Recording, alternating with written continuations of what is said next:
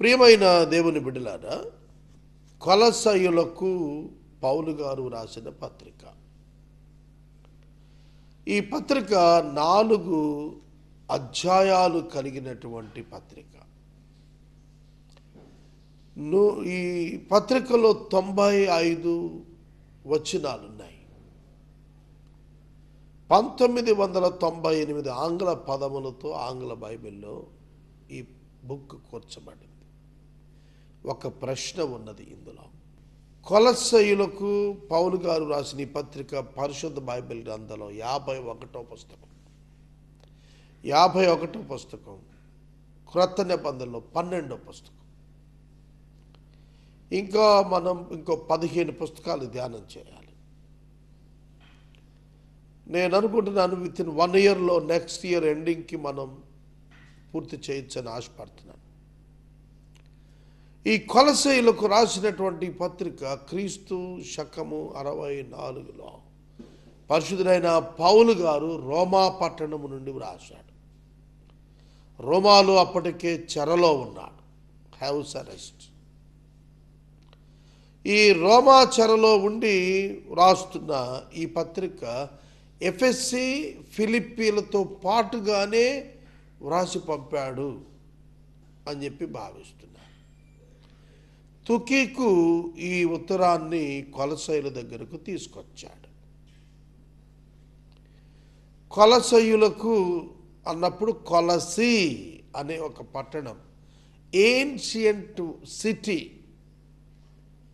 ఇది ఫ్రుగియా ప్రాంతంలోని ఒక పురాతన పట్టణం కొలసి అనే. లవదికియా పట్టణానికి 10 కిలోమీటర్ల దూరంలో, హిరాపొలికి 13 మైళ్ళ దూరంలో ఈ పట్టణం ఆవిష్కృతమై ఉన్నది.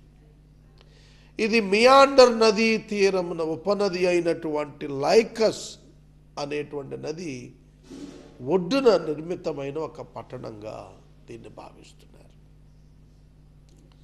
ఈ పట్టణమునకు ఎపఫ్రా అనే ఒక సువార్తికుడు సువార్త తీసుకెళ్లి సంఘాన్ని కట్టాడు. ఎపఫ్రా. పౌలు ఈ పట్టణాన్ని ఎన్నడూ తన లైఫ్ టైంలో దర్శించలేదు. పౌలు దర్శింపని పట్టణం ఇది, సంఘం ఇది. 2:1 మీరు మునిపెన్నడూ నన్ను చూడలేదని రాశాడు. పౌలు ఈ లేఖ రాసేప్పటికీ అతడు ఆ పట్టణాన్ని దర్శింపలేదనేది అర్థం అవుతుంది. కానీ పౌలు యొక్క కన్సర్న్ ఏంటంటే, ఎక్కడెక్కడ సంఘాలు నిర్మితమయ్యాయో వాటిపైన ఓవర్సియర్గా ఆయనే స్వయంగా వాటి యొక్క బాగోగులు, వాటి యొక్క ఆధ్యాత్మిక స్థితిగతులు ఎప్పటికప్పుడు ఎంక్వైరీ చేస్తూ వాళ్ళకు కావలసినవి రాస్తూ వచ్చాడు. కొరింథీ, తెసలోనిక, కొలస్సీ, ఫిలిప్పి, ఎఫెస్సి, ఇవన్నీ ప్రాంతాలకు కూడాను పౌలు గారు లేఖలు పంపించాడు. అక్కడున్న పరిస్థితులు సరిచేస్తూ వెళ్ళేవాడు. ఇందులో ప్రధానంగా మనకు తప్పుడు బోధల ఖండన ఇందులో మనకు చాలా స్పష్టంగా కనపడి నీతి బోధ చేశాడు పౌలు. ఈ 2 ఆబ్జెక్టివ్స్ ఇందులో. నీతి బోధ చేశాడు, తప్పుడు సిద్ధాంతాలను ఖండించాడు. ఈ 4 అధ్యాయాల్లోని 95 వచనాల్లో మనకు కనిపించేది ఏమిటంటే, యేసుక్రీస్తు ద్వారా దేవునితో అనుసంధానమైనటువంటి మనము ప్రవర్తన విషయంలో ఎటువంటి వారముగా ఉండాలి, ఎట్లా క్రీస్తునందు మన ఘనత ఉన్నది అనేది చెబుతూ వచ్చాడు. క్రీస్తుతో కూడా మరణించిన అనుభవాన్ని మీరు జ్ఞాపకం చేసుకొని ధర్మశాస్త్రము నుండి విడుదల పొందారని తెలుసుకోమన్నాడు. సున్నతి నుండి 4వ ఆజ్ఞ అయినటువంటి విశ్రాంతి దిన ఆచారము నుండి, మరియు పరిశుద్ధ దినాలు చూచుట, పండుగల ఆచరణ నుండి, ఒక మాటలో చెప్పాలంటే you are free from the law of Moses. మోషే యొక్క ధర్మశాస్త్రం నుండి మీరు విడుదల పొందారా నాయనా అని చెప్పటానికి ఈ గ్రంథంలో ప్రధానంగా రాశాడు. రిలీజియన్ నుంచి, లా నుంచి మీరు విడుదల పొందారు. మతం నుండి, ధర్మశాస్త్రమును, చట్టము నుండి మీరు విడుదల పొందారు. మీరు కృపతో రక్షించబడ్డారు. ఈ ఫిలాసఫీస్, రాంగ్ డాక్ట్రిన్స్ అన్ని ఖండించాడు పౌలు గారు. తర్వాత విశ్వాసము, సత్యము ఆచరించుట ద్వారా కలిగేటువంటి ప్రాక్టికల్ శాంక్టిఫికేషన్, హోలీనెస్ ఇందులో ఎక్స్ప్లెయిన్ చేశాడు. మనం ఇది పొజిషనల్ శాంక్టిఫికేషన్, క్రీస్తు మనలను శుద్ధి చేసినప్పుడు కలుగు పరిశుద్ధత. 2 ప్రాక్టికల్ శాంక్టిఫికేషన్. ప్రాక్టికల్ శాంక్టిఫికేషన్ మనము సత్యముతో, విశ్వాసంతో కూడి నడిచినప్పుడు మన ప్రవర్తనలో మనం కనపరచు పరిశుద్ధత. 3వది ultimate sanctification. Positional, practical and ultimate sanctification మనల్ని ప్రభువుతో ఆయన రాకడలు అనుసంధానం చేయటానికి పరిశుద్ధాత్మదేవుడు స్వయంగా ఉచితంగా ఇచ్చే పరిశుద్ధత. ఆయన రక్షించబడిన వెంటనే ఇచ్చిన పరిశుద్ధత.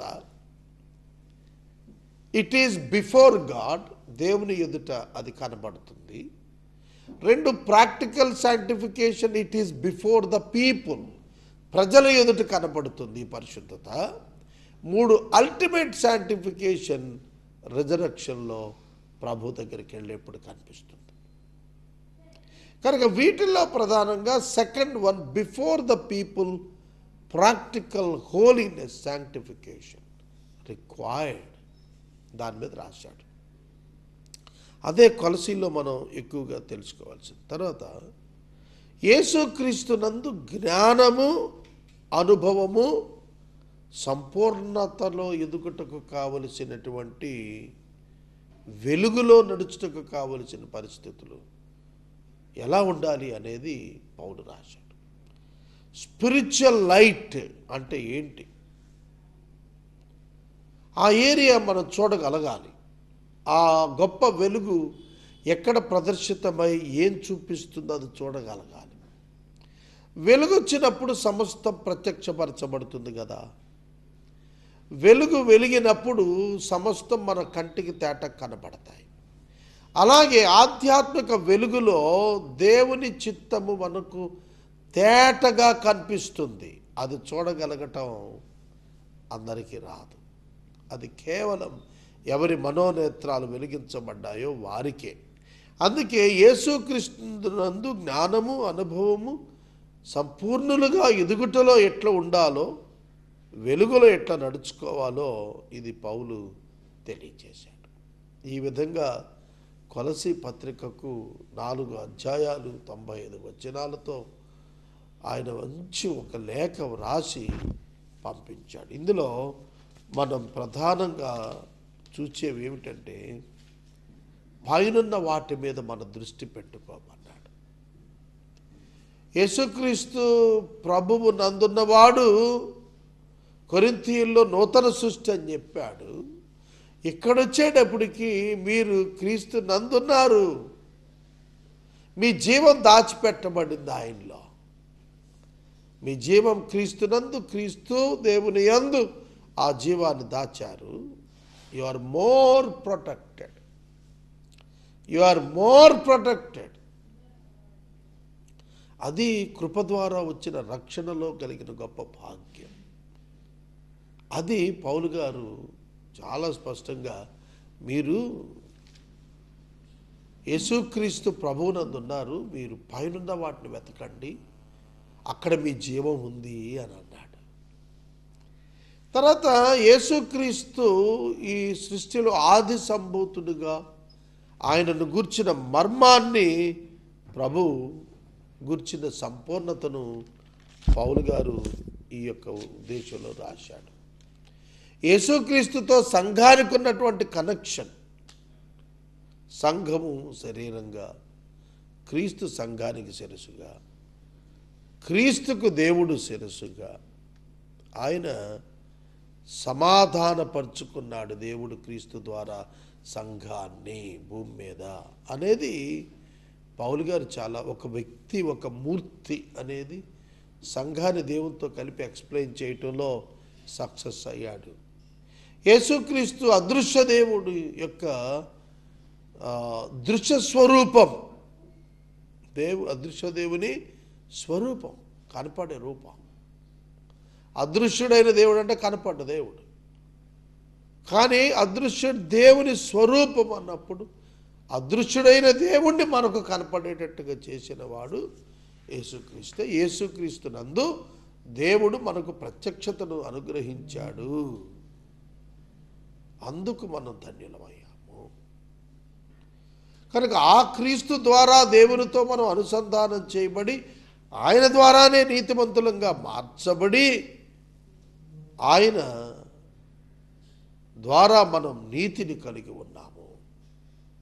ఎలాగనంటే ఆయన శరీరం, రక్తమాంసాలు, మాంసయుక్త దేహం సమర్పించబడినందున మనం అంగీకరించబడ్డామనేది పౌలు గారు చెబుతూ ఆ సువార్తకు నేను పరిచారకుడిని అయిపోయాను అని రాసుకున్నాను. అట్టి గొప్ప సువార్తకు పరిచారకుడిగా తాను మార్చుకుని మాట్లాడుతున్నాడు. యేసుక్రీస్తు యొక్క దైవత్వము, దాని యొక్క స్వభావము వివరణ తెలియజేస్తూ వచ్చాడు. తర్వాత ఫ్యామిలీ రిలేషన్షిప్స్, నీతి బోధ విషయంలో పౌలు భార్య భర్తలు ఎట్లా ఉండాలి, దాసులు యజమానులు ఏ విధంగా ఉండాలి, దేవుని చేత ఏర్పరచబడిన పరిశుద్ధులు ఏ విధంగా జీవించాలి, ఎలా క్షమించాలి, యజమానులుగా ఉన్నవారు తమ క్రింది వారిని ఏ విధంగా ప్రేమించాలి అనేటువంటివి పౌలు గారు రాసుకుంటూ వచ్చాడు. పౌలు యొక్క లేఖలు ఎఫెసీలో కూడా రాశాడు, సమయమును పోనీ యొక్క సద్వినియోగం చేసుకోమని. కొలసీలకు కూడా సమయాన్ని గురించిన వార్నింగ్ ఇచ్చాడు. సమయాన్ని సద్వినియోగం చేసుకోవటంలో చాలా వైఫల్యం ఈనాడు సంఘం కలిగి ఉంది. సమయం కెయిరోస్ అండ్ క్రోనోస్, ఈ రెండు పదాలకు అర్థం సంభవాలు మరియు దినముల యొక్క సమయము. ఈ రెండింటినీ కూడాను మనం సద్వినియోగం చేసుకోవాలి. ఈ రెండింటినీ మనము సద్వినియోగము చేసుకోవాలి. సమయమును సద్వినియోగం చేసుకోవాలి, పానీయకూడదు, ఆపర్చునిటీస్ని వదులుకోకూడదు అనేది పౌలు ఆ సంఘానికి తెలియజేశాడు. ప్రభువులో మనం ఏ విధంగా స్థిరపడ్డామో మన సహోదరులను గూర్చిన ఆలోచన కూడా మనకు ఉండాలనేది పౌలు దగ్గర తన సహోదరుల పట్ల తనకు కలిగిన ఆలోచనను వారికి తెలియచేస్తున్నప్పుడు ఈ మాటలు మనకు అర్థమయ్యేట్లుగా రాశాడు. అలాగే ఒనేసీమును మీ దగ్గరకు పంపిస్తున్నాను, తుకికుతో పాటుగా నేను ఒనేసీమును మీ వద్దకు పంపిస్తున్నాను, వారు ఇక్కడ సంగతులు అక్కడ తెలియచేస్తారు, మా సంగతులు మీకు తెలియటం ద్వారా మీరు విశ్వాసంలో బలపడతారు, మీరు విశ్వాసంలో స్థిరపడతారు. కనుక పౌలు ఒక చోట నుండి మరొక చోటకు సమాచారాలు ఎక్కడికక్కడ యోగ్యతలు అయోగ్యతలు గురించిన చర్చలు రాసి పంపాడు. అలా చేయటం ద్వారా ఏం జరిగిందంటే ఒక విధంగా న్యూస్ ఏజెన్సీలా పనిచేశాడు పౌలు, మీడియా లాగా. అలా చేయటం ద్వారా వాళ్లకు ఒక అవగాహన, ఒక understanding about other areas and the churches తెలియచేయటానికి చక్కటి ఉపకరణ చేశాడు. తర్వాత దేవుని రాజ్యములో తనతో జతపని వారుగా ఉన్నటువంటి వారిని గూర్చి చాలా చక్కటి ప్రోత్సాహకరమైనటువంటి జ్ఞాపకాలు పౌలు రాస్తూ వచ్చాడు. ఒక సంఘానికి ఏ విధంగా నరిష్మెంట్ వస్తుంది స్పిరిచువల్గా. ఎక్కడ వారికి అభివృద్ధి ఆధ్యాత్మికంగా ఆరోగ్యదాయకంగా వస్తుందో ఆ రచన పౌలు చేశాడు. స్వయంగా తన హస్తంతో ఈ ఉత్తరాన్ని రాసి నా బంధకాలను జ్ఞాపకం చేసుకోండి అని ముగించాడు. పౌలు కొలసీ సంఘానికి 1వ అధ్యాయం 1వ వచనంలో వందనం చెప్పినప్పుడు వారికి ఉన్నటువంటి గ్రీటింగ్స్లో మనం చూస్తున్నప్పుడు గాడ్స్ గ్రేస్ అండ్ పీస్ వాళ్ళకు కలగాలని కోరుతూ ప్రారంభించాడు. ముగింపులో తనను గురించి జ్ఞాపకం చేసుకోమన్నాడు. పౌలు ఈ 4 అధ్యాయాలు వాళ్ళని జ్ఞాపకం చేసుకున్నాడు. చివరి మాటలు అన్నాడు, మీరు నన్ను జ్ఞాపకం చేసుకోండి అన్నాడు. చూడండి, ఇక్కడ ఒక చిన్న లాజిక్ చెప్తాను. దేవుడు తన బిడ్డల ద్వారానే సహాయం చేస్తాడు. ఆకాశం నుండి రాల్చేయడు ధాన్యాన్ని. ఆకాశం నుండి ఆ రోజు మన్నాను పంపాడు, ఎందుకంటే అది అరణ్యం, వాళ్ళు ప్రయాణంలో ఉన్నారు. యెహోషువ దగ్గరకు వచ్చేటప్పటికి మన్నా ఆపేశాడే. చక్కటి భూభాగం ఇచ్చాడు, ఫెర్టైల్ ల్యాండ్ ఇచ్చాడు. వీళ్ళంతా ఏం చేస్తారు? ప్రయాణం అయిపోయింది కదా, కూర్చొని తింటాం కాదు కదా. మీకు మాట చెప్పిన ఒక ఆయన పెద్ద ఆయన మాట్లాడుతూ అన్నాడు, ఆంధ్రప్రదేశ్లో పేదోడుగా పుట్టడం అంత గొప్ప భాగ్యం ఇంకోటి లేదన్నాడు. అదేంటండి అన్న? ఎందుకంటే 1 రూపాయికే కిలో బియ్యం వస్తాయి, పండగలకి ఉచితంగా ప్యాకెట్లు వచ్చేస్తాయి, భోజనం వండుకుంటారు నాయన అని.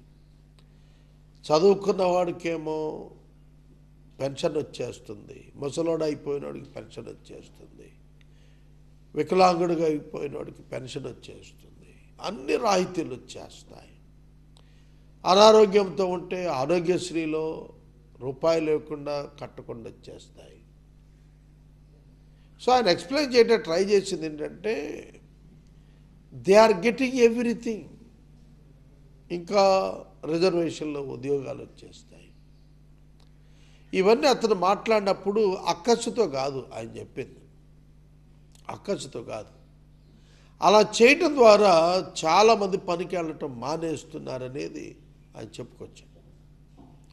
కానీ గవర్నమెంట్ ఇచ్చేది వెల్ఫేర్ కోసం ఇస్తున్నారు, ఇంకా అభివృద్ధి చెందండి అని ఇస్తుంటే 70 ఏళ్ళైనా స్వతంత్రం వచ్చి ఇంకా ఆ పావర్టీ లైన్ దాటడానికి, పైకి రావటానికి ఎందుకు ఇష్టపడలేదు మనుషులు? That is the question really need to be answered. అదవుతుందా? ఆ మైండ్ సెట్లో ఉన్న భావదారిద్ర్యం అట్లాంటిది. దాని నుంచి బయటికి రావాలి, దాని నుండి బయటికి రావాలి.